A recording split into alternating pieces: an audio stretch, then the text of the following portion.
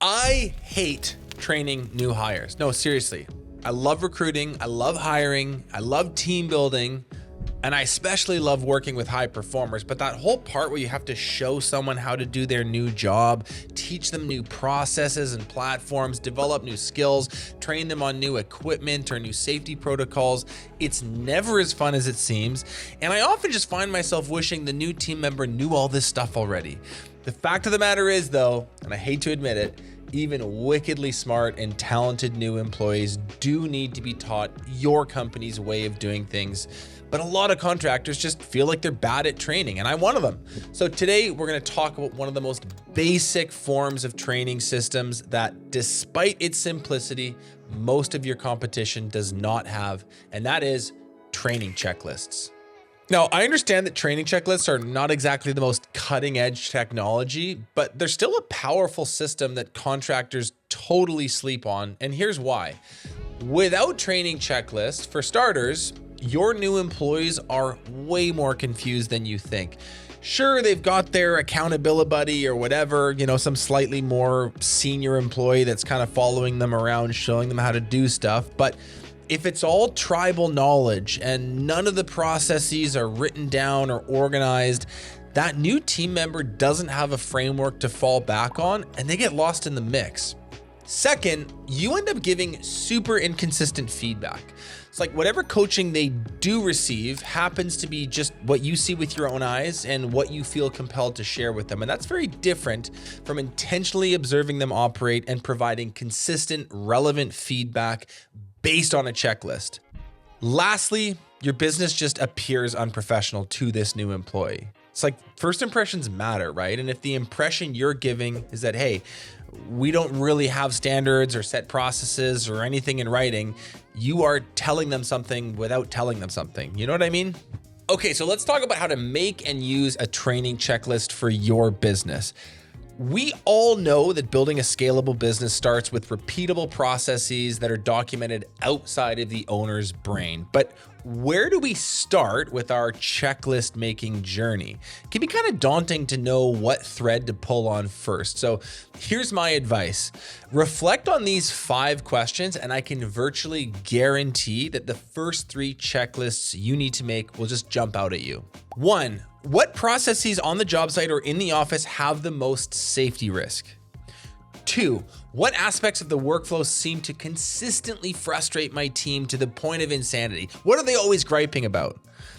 Question 3, what processes impact customer satisfaction the most? What facets of the job, if systemized better, would most significantly reduce negative reviews? That's a really important one. Question number 4, what are the most fundamental skills and processes that a new person on site needs to know in order to be baseline competent? And question 5, what is hurting my profitability the most? With your ideas nailed down, you can start creating. Here's how we do it at Breakthrough Academy. The first thing you want to do is find a subject matter on your team for the given process. That might be you, but in many cases it won't be. It's going to be a foreman, it's going to be a technician, it's going to be a project manager, a marketing person of some kind. Think who on your team is the most qualified to build this checklist with you. Then you're going to physically go to where the work happens. That could be at the job site, it could be in the office, or it could be at a client's house. But being in the environment where the checklist is going to be used gives you a deeper understanding of the processes, and it helps you remember little details that you would otherwise forget if you were making this in a boardroom or at a coffee shop. So now that you're where the work happens, you want to collaboratively brain dump with your subject matter expert and have them physically walk you through the steps while you capture absolutely everything. Pen and paper works, Apple Notes. You can use a dictation tool so you can just speak into your phone and it captures everything. Doesn't really matter. You just want to get it all in one centralized place. Then you're going to review that brain dump together and you want to reflect. It's like, did we miss anything? Is this indeed the best practice? Does this follow safety procedures and quality standards? If you've picked the right person, and you probably have, there's a pretty good chance that it will. But what you want to avoid here is that you're not just building a checklist that's based off of one guy's random haphazard process.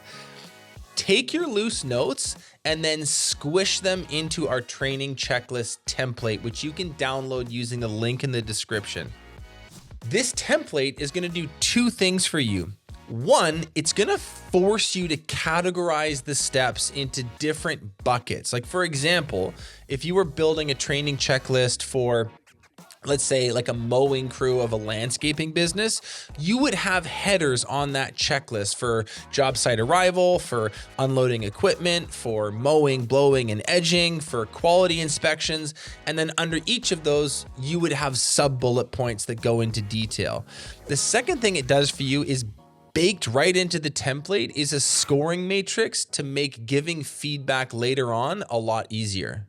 So with your brain dump organized and formatted using our training checklist template, you want to export it as a PDF and store this in whatever folder storage you use in your business. Could be G Drive, it could be Office Suite, it could be OneDrive, whatever. You can also upload this to whatever training software or LMS that you use. What matters is that people can find it when they need it. Also, I would print it, laminate it, and place it where the work actually happens, like a physical copy in the crew kit, on the office wall, or in the vehicle. Lastly, add your training checklists to your standard operating procedures, to your SOPs related to all things employee training, onboarding, and job evaluations. And look, by the way, if you're struggling with SOPs, we've got a really great step-by-step web class that will help you. We'll link that down below in the description. You can check that out. Now, there's two other hidden benefits of having training checklists for all your baseline processes that people don't appreciate enough. One, they make great sales tools.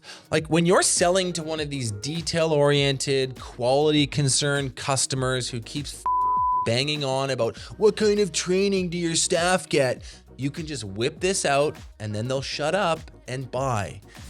Secondly, this type of documentation adds tremendous enterprise value to your business. Now, you may not be thinking about selling anytime soon, but one day you will. And these checklists, SOPs, employment agreements, all this boring stuff, it's going to be one of the first things that they look for. So get started on it early.